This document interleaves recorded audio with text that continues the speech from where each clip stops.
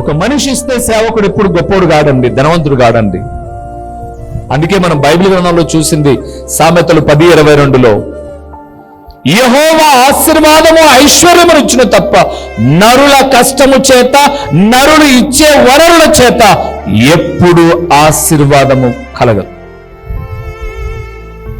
చెప్పండి. ఇప్పుడు రెండవది, దాతృత్వము కలిగిన వారిని దేవుడు ఏం చేస్తాడు?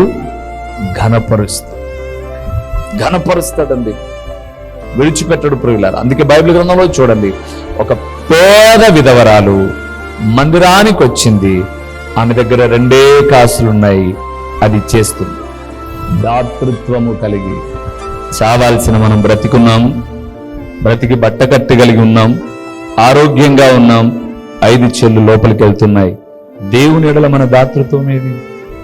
అందుకే అక్కడ అన్నాడు, వాని నీతి నిత్యము నిలుచును, వాని కొమ్ము అనగా పేరు ఘనత నుండి హెచ్చించబడును. ఘనత అనేది ఇలాగొస్తుంది.